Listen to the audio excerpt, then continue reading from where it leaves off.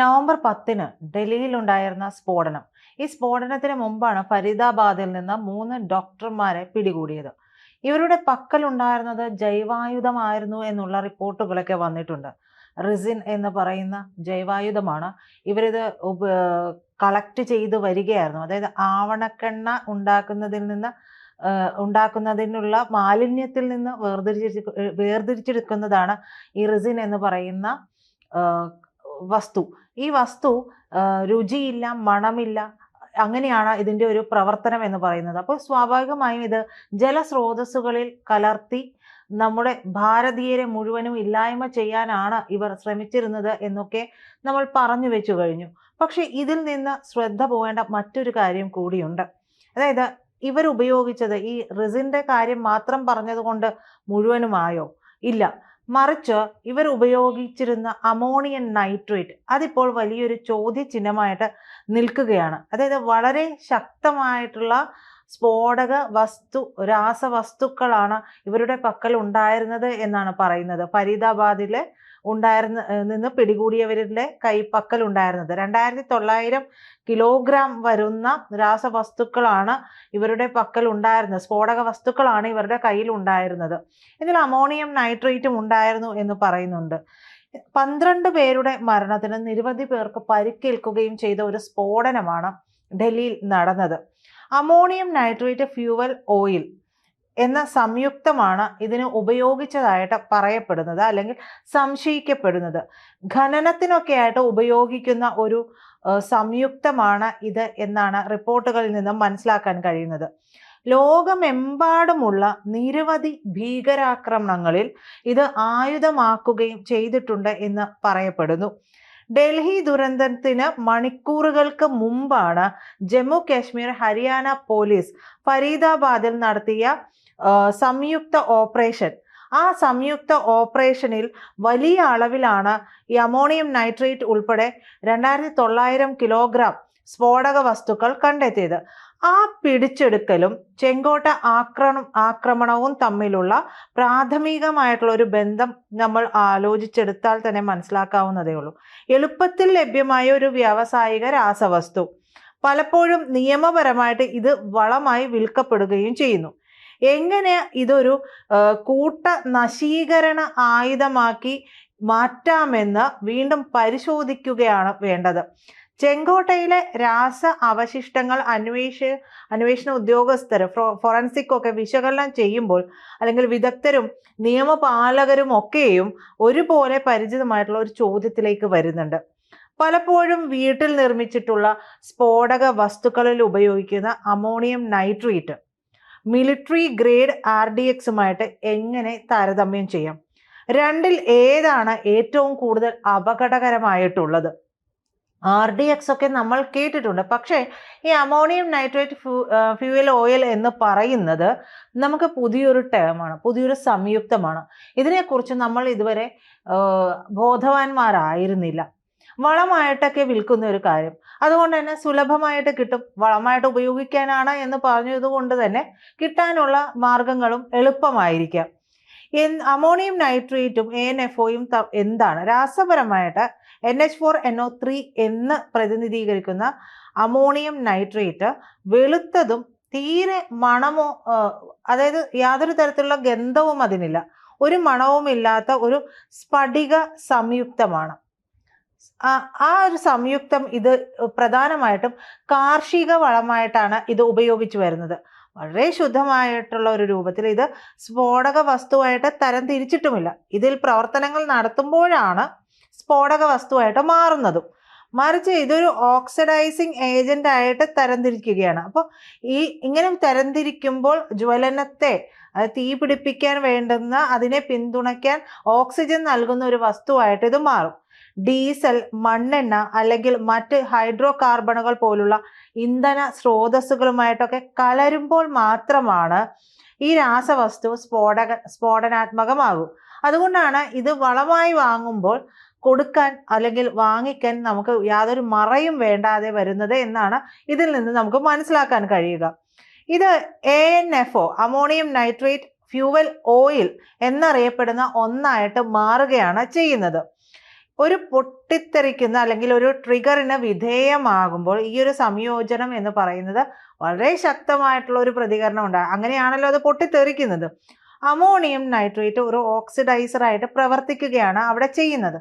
അതേസമയം ഈ ഇന്ധന എണ്ണ എന്ന് പറയുന്ന ഒരു ജ്വലന ഘടകമായിട്ടും പ്രവർത്തിക്കുന്നുണ്ട്.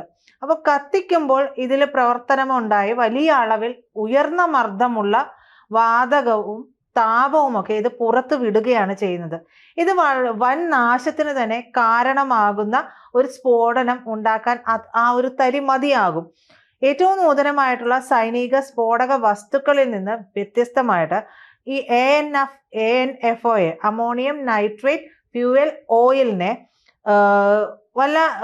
എന്താ പറയുക, ആദർശമില്ലാത്ത ഒരു സ്ഫോടക വസ്തുവായിട്ട്, അതിനെ പ്രത്യേകം തിരിച്ചറിയാൻ പറ്റാത്ത ഒരു തരത്തിലുള്ള സ്ഫോടക വസ്തുവായിട്ട് അതിനെ മാറ്റുകയാണ്. കാരണം അതിൻ്റെ രാസപ്രവർത്തനം എന്ന് പറയുന്നത് വളരെ സ്ലോ ആയിട്ടായിരിക്കും, വളരെ കാര്യക്ഷമത കുറഞ്ഞതുമാണ്. അതായത് ഏറ്റവും പെട്ടെന്ന് അതൊരു വേഗത്തിലുള്ളതോ അല്ലെങ്കിൽ സാന്ദ്രീകൃതമോ ആയിട്ടുള്ള പെട്ടെന്നുള്ള ഒരു ഇമ്മീഡിയറ്റ് ഒരു ഷോക്ക് വേവ് ആയിട്ട് അത് ഉൽപ്പാദിപ്പിക്കാൻ അതിന് കഴിയില്ല. പക്ഷേ എന്നിരുന്നാൽ പോലും അതിൻ്റെ ആപേക്ഷികമായിട്ടുള്ള സ്ഥിരത, കുറഞ്ഞ വില, വളരെ ലളിതമായിട്ട് നമ്മൾ പറഞ്ഞല്ലേ പോയി വാങ്ങാൻ കഴിയുന്ന ഒരു കാര്യം, അങ്ങനെയൊക്കെ ഉള്ളത് കൊണ്ട് തന്നെ ലോകമെമ്പാടും ഏറ്റവും വ്യാപകമായിട്ട് ഉപയോഗിക്കുന്ന വ്യാവസായിക സ്ഫോടന ഏജന്റുകളൊന്നാക്കി ഇതിനെ മാറ്റുന്നത് ഇത്തരത്തിലുള്ള കാര്യങ്ങളാണ്.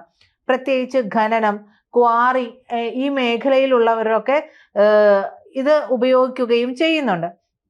നാഷണൽ ലൈബ്രറി ഓഫ് മെഡിസിനിലെ പബ്മെഡ് സെൻട്രൽ പറയുന്നതനുസരിച്ച് താങ്ങാനാവുന്ന വിലയും കൈകാര്യം ചെയ്യാനുള്ള എളുപ്പവും സൗകര്യവും കാരണം ANFO എന്ന് പറയുന്നത് വാണിജ്യ ആപ്ലിക്കേഷനുകൾക്ക് ജനപ്രിയമായിട്ട് തുടരുകയാണ്. ഒരു സ്ഫോടനം ആരംഭിക്കാൻ ഒരു ഡിറ്റനേറ്റർ അല്ലെങ്കിൽ ഒരു ബൂസ്റ്റർ ചാർജ് പോലുള്ള ഒരു പുറമേ നിന്നുള്ള ഒരു ഇനീഷ്യൽ ആവശ്യമാണ്. അപ്പോൾ എന്തിനാണ് ഈ ANFO തീവ്രവാദികൾ അല്ലെങ്കിൽ ഭീകരരൊക്കെ ഉപയോഗിക്കുന്നത്?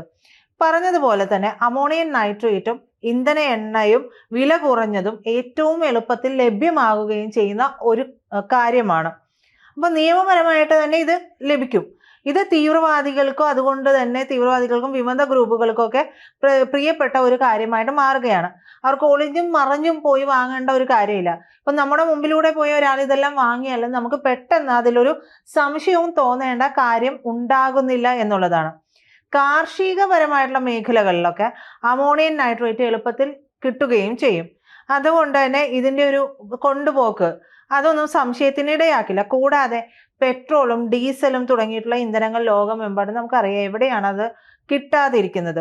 ദൈനംദിന ഉപയോഗ ഉൽപ്പന്നങ്ങൾ ഉണ്ട് എന്നുള്ളത് ഫോറൻസിക് സയൻസ് ഇന്റർനാഷണൽ 2019 വന്ന ഒരു ലേഖനം പറയുന്നുണ്ട്. അതായത് ഈ രണ്ട് കാര്യങ്ങളും ദിനം പ്രതിയുള്ള ഉപയോഗങ്ങളിൽ നമുക്ക് ലഭിക്കുന്ന കാര്യങ്ങളാണ് എന്നുള്ളതാണ്. അപ്പോൾ ഇത് രണ്ടും കൂടെ ഒരുമിച്ച് കൃത്യമായ രീതിയിൽ സംയോജിപ്പിച്ച് പരിമിതപ്പെടുത്തുമ്പോൾ ഒരു കൂട്ട നശീകരണ ആയുധമായിട്ട് ഇത് മാറുകയാണ്.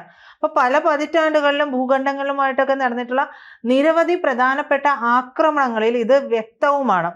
കൃഷിക്കും വ്യവസായത്തിനും വേണ്ടി അത്യന്താപേക്ഷിതമായിട്ടുള്ള ഒരു ഇരട്ട ഉപഭോഗ വസ്തുവിനെ നിയന്ത്രിക്കുന്നതിന് അതിന് വലിയ ബുദ്ധിമുട്ടുകളൊന്നും ഇല്ലാത്തത് കൊണ്ട് തന്നെ ഇത് ഭീകരരൊക്കെ കൂടുതലായിട്ട് ഉപയോഗിക്കുകയാണ്. അപ്പം നമ്മളും പറഞ്ഞു നേരത്തെയും പല ഭീകരാക്രമണങ്ങളിലുമൊക്കെ ഇത് ഉപയോഗിച്ചിട്ടുണ്ട്. അപ്പോൾ അമോണിയം നൈട്രേറ്റ് അധിഷ്ഠിതമായിട്ടുള്ള ബോംബാക്രമണങ്ങളുടെ ഒരു ദുരന്ത ചരിത്രം ഇന്ത്യക്കുമുണ്ട്. പാർലമെന്റിൽ അവതരിപ്പിച്ചിട്ടുള്ള സർക്കാർ രേഖകളിൽ നിരവധി പ്രധാന ഭീകര കേസുകളിൽ ഈ സംയുക്തത്തിന്റെ ഉപയോഗം തിരിച്ചറിഞ്ഞിട്ടുണ്ട് എന്നാണ് പറയുന്നത്. 2010 18 പേരുടെ മരണത്തിന് ഇടയാക്കിയിട്ടുള്ള പൂനെ ജർമ്മൻ ബേക്കറി സ്ഫോടനം, ഈ സ്ഫോടക വസ്തുവിൽ RDXും ANFOയും കലർന്നിട്ടുണ്ട് എന്നാണ് ഉദ്യോഗസ്ഥർ കണ്ടെത്തിയത്. ഒരു വർഷത്തിന് ശേഷം 2011 മുംബൈയിലെ ഓപ്പറ ഹൗസ്, സാവേരി ബസാർ, ദാദർ എന്നിവിടങ്ങളിൽ നടന്നിട്ടുള്ള ട്രിപ്പിൾ ബോംബാക്രമണം ഉണ്ടായി. ഈ ബോംബാക്രമണങ്ങളിലും അമോണിയം നൈട്രേറ്റ് വീണ്ടും ഉപയോഗിച്ചതായിട്ട് കണ്ടെത്തുന്നുണ്ട്. ഈ സ്ഫോടനത്തിൽ 2 ഡസനിലധികം പേരാണ് കൊല്ലപ്പെട്ടത്. നേരത്തെ 2006 മുംബൈ ട്രെയിൻ സ്ഫോടനങ്ങളിൽ തിരക്കേറിയ സമയങ്ങളിൽ സബർബൻ ട്രെയിനുകളിൽ 7 ഏകോപിതമായിട്ടുള്ള സ്ഫോടനങ്ങൾ ഉണ്ടായി. 200-ലധികം യാത്രക്കാർ അന്ന് കൊല്ലപ്പെടുന്ന സാഹചര്യമുണ്ടായി. പിന്നീട് നടത്തിയ അന്വേഷണത്തിൽ ബോംബുകളിൽ അമോണിയം നൈട്രേറ്റും RDXും ഉപയോഗിച്ചതായിട്ട് പറയുന്നുണ്ട്. അപ്പോൾ പ്രഷർ കുക്കറിലേക്ക് ഇത് കൊണ്ടുവന്നിട്ടാണ് ഈ ഒരു സ്ഫോടനം നടത്തിയത്. അന്താരാഷ്ട്ര തലത്തിൽ ഇതുവരെ രേഖപ്പെടുത്തിയിട്ടുള്ളതിൽ വെച്ചോ ഏറ്റവും മാരകമായിട്ടുള്ള ചില ആക്രമണങ്ങൾ ANFO ഉപയോഗിച്ചിട്ടുണ്ട് എന്നാണ് പറയുന്നത്. അതിൽ ഒന്ന് 1995 അമേരിക്കയിലെ ഒക്ലഹോമ സിറ്റിയിൽ നടന്നിട്ടുള്ള ബോംബാക്രമണം. അമേരിക്കയുടെ ചരിത്രത്തിലെ ഏറ്റവും വിനാശകരമായിട്ടുള്ള ഒരു ആഭ്യന്തര ഭീകരാക്രമണങ്ങളിൽ ഒന്നാണത്. ആൽഫ്രഡ് പി മുറ ഫെഡറൽ കെട്ടിടത്തിന് പുറത്ത് നിർത്തിയിട്ടിരുന്ന ഒരു വാടക ട്രക്കിലേക്ക് തിമോത്തി മക്വീറും ടെറി നിക്കോളും ഏകദേശം 2300 കിലോഗ്രാം ANFO നിറച്ചു കയറ്റി എത്തുകയാണ്. 168 പേരാണ് അന്ന് അവിടെ കൊല്ലപ്പെടുന്നത്. 900-ലധികം പേർക്ക് പരിക്കേൽക്കുകയും ചെയ്തിട്ടുണ്ട്. അപ്പൊ സ്ഫോടനത്തിൽ 300-ലധികം കെട്ടിടങ്ങൾ നശിക്കുന്ന ഒരു സാഹചര്യം ഉണ്ടായി, കേടുപാടുകൾ ഉണ്ടായി. കൂടാതെ $652 മില്യൺ സ്വത്ത് നാശനഷ്ടവും ഉണ്ടായി എന്ന് പറയുന്നു. 2011 തന്നെ നോർവീജിയൻ തീവ്രവാദിയായിട്ടുള്ള ആൻഡേഴ്സ് ബ്രെവിക് ഓസ്ലോയിലെ പ്രധാനമന്ത്രിയുടെ ഓഫീസിന് പുറത്ത് 950 കിലോഗ്രാം ഭാരമുള്ള ഇത്തരത്തിലുള്ള ഒരു ബോംബ് പൊട്ടിത്തെറിക്കുകയും 8 പേർ കൊല്ലപ്പെടുകയും ചെയ്തിട്ടുണ്ട്. ഉട്ടോയ ദ്വീപിൽ വെടിവയ്പ് നടത്തുകയും ചെയ്തിട്ടുണ്ട്. അപ്പോൾ അമോണിയം നൈട്രേറ്റ് ശരിയായിട്ട് സംഭരിക്കാത്തതുമായി ബന്ധപ്പെട്ട അപകടങ്ങളും വലിയ നാശനഷ്ടങ്ങൾക്കൊക്കെ കാരണമായിട്ടുണ്ട് എന്നാണ് പറയുന്നത്. 2020 ബെയ്റൂട്ട് തുറമുഖ സ്ഫോടനത്തിൽ വർഷങ്ങളായിട്ട് സൂക്ഷിച്ചു വെച്ചിരുന്ന 2750 ടൺ സംയുക്തത്തിന് തീപിടിച്ചിരുന്നു. ഇതിൽ 200-ലധികം പേർ കൊല്ലപ്പെടുകയും ആയിരക്കണക്കിന് ആളുകളെ മാറ്റി താമസിപ്പിക്കുകയും ചെയ്തിട്ടുണ്ട്. ഒരു സ്ഫോടനത്തിൽ നിന്ന് 1.1 കിലോ ടൺ TNTക്ക് തുല്യമായിട്ടുള്ള ഊർജം പുറത്തു വന്നതായിട്ടാണ് വിദഗ്ധർ കണക്കാക്കുന്നത്. അമോണിയം നൈട്രേറ്റ് നിയന്ത്രിക്കപ്പെടുകയും ആകസ്മികമായി പൊട്ടിത്തെറിക്കുകയും ചെയ്താൽ അത് എത്രത്തോളം വിനാശകരമായിരിക്കും എന്നുള്ളത് നമുക്ക് ഇതിൽ നിന്ന് തന്നെ മനസ്സിലാക്കാവുന്നതാണ്. അപ്പോൾ ഇതുകൊണ്ടാണ് എളുപ്പമായിട്ട് ഇവർക്ക് ഇവർ ഏറ്റവും അധികം ഇത് സംഭരിച്ച് വെക്കുകയും ചെയ്യുന്നത്. നോക്കി, ആ പൊട്ടിത്തെറിച്ച് ഇവർ കരുതി വെച്ചിരുന്നത് മുഴുവനും പൊട്ടിത്തെറിച്ചിരുന്നെങ്കിൽ ഒരു വലിയ സ്ഫോടനം ഇതൊന്നും ആയിരിക്കില്ല ഉണ്ടാകുന്നത്. അപ്പോൾ നമ്മുടെ ഇന്റലിജൻസ് ഉദ്യോഗസ്ഥർ കൃത്യമായ രീതിയിൽ തന്നെ വർക്ക് ചെയ്തിട്ടുണ്ട്. അതിനിടയിൽ വഴുതിപ്പോയ ഒരാളിൽ നിന്നാണ് ഈ ഒരു സ്ഫോടനം പോലും ഉണ്ടായിട്ടുള്ളത്. അത് പിടിച്ചെടുത്ത് മുഴുവൻ സംയുക്തവും ഉപയോഗിച്ച് ഇവർ ഒരു സ്ഫോടനം നടത്തിയിരുന്നെങ്കിൽ ആഘാതം ഇതായിരിക്കില്ല ഉണ്ടായിരിക്കുക എന്ന് നമ്മൾ മനസ്സിലാക്കേണ്ടിയിരിക്കുന്നു. കൂടുതൽ വാർത്തകളും വിശേഷങ്ങളും നിങ്ങളിലേക്ക് എത്താൻ ABC മലയാളം സബ്സ്ക്രൈബ് ചെയ്യുക, ബെൽ ബട്ടണും അമർത്തുക.